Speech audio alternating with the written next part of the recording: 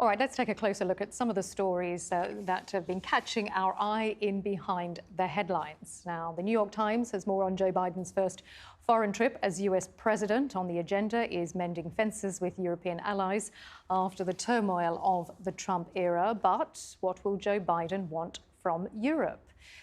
Now, Singapore's The Straits Times has more on that story that America's super-rich billionaires like Jeff Bezos and Elon Musk have been paying little to no income tax in some years.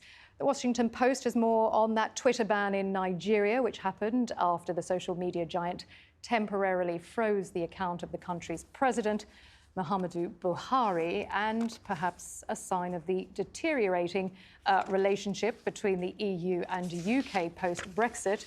Britain's Independent has more on a so-called sausage war between Brussels and London, which could spark chaos. Well, I'm joined now by the French-Algerian journalist Nabila Ramdani and the author and broadcaster Gavin Esler. Gavin, if I can start with you as a former North America correspondent with the BBC. You've covered the Bush and the Clinton years. What is it that you're interested to see from Joe Biden's visit to Europe? I suppose in two words, American leadership. Joe Biden's an old man in a hurry. He's got an amazingly important and expensive domestic program. He's spending a vast amount of money. But as you rightly said, during the Trump years, if Donald Trump was leading, Europe in particular wasn't particularly following. And so what we are hoping to see is some sense of a rebuilding of various relationships, not just with the G7, which he's coming to do, but also perhaps because some of these leaders are also in NATO with that, there'll also be other talks with Vladimir Putin. And that, to me, is probably going to be one of the most interesting of all meetings. What is he going to do with Putin? There'll be no more cozying up as Donald Trump did. So everything just about is on the agenda at various points, because in these summits, it's not just what they say publicly, it's what the leaders say in their little private conversations. And that is really perhaps the most important thing of all. Yeah, I mean, these summits are always a chance for leaders to sort of lobby each other on the sidelines, aren't they? Nabila, what sort of reception do you think Biden will receive in Europe? Well, first of all, it has to be said that this is a very important trip for numerous reasons for Biden, not least of all because it's his first abroad as US president, and he'll be wanting to assert himself on the world stage and prove that he's not just an old-timer going through the motions. And I think US-EU or US-Europe relations will be very important for him. Of course, they're very crucial, and Biden is determined to make it clear that the Europeans are his most important allies. And I think more specifically, Biden will have very tricky matters to deal with head-on, such as post-Brexit relations with Britain, and especially as they relate to economic problems, and of course, Northern Ireland, COVID-19, and the environment.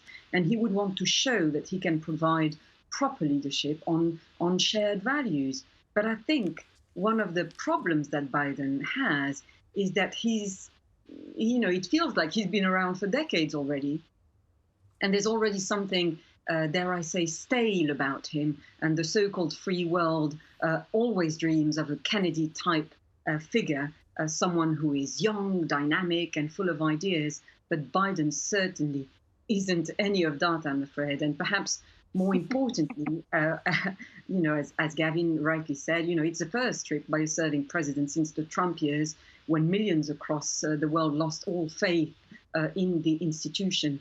And I think that's what Biden would want to restore, that, Trump effectively made the institution of the presidency look or appear corrupt and seedy.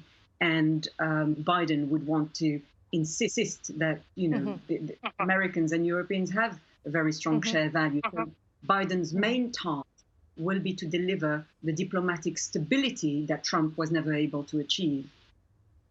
I mean, we're just looking at pictures from the Royal Air Force Base in Mildenhall in the UK as President Biden is about to address troops stationed there and their families. Gavin, Reuters is reporting there's been no Biden bounce to America's image in France or Germany. Do you think that its reputation as a leading global power has suffered?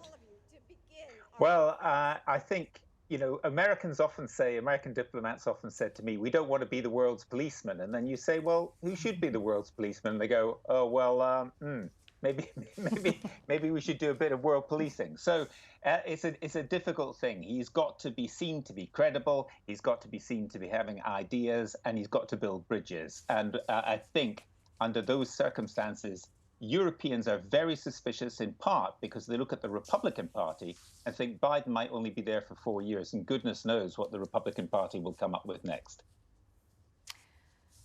OK, well, I think we are going to head over live shortly to the Royal Air Force Base there in Mildenhall, UK. We'll be listening into what President Biden has to say. Let's just take a listen at the First Lady speaking at the moment. That's why supporting the physical, social, and emotional health of our military families is a national security imperative. And the leadership here at Mildenhall understands this too. In preparation for our visit, Colonel Pan Anand wrote this about you, and I quote, "You may be familiar with the term military dependence, but I will tell you over the past 15 months, it became abundantly clear just who exactly was depending on whom.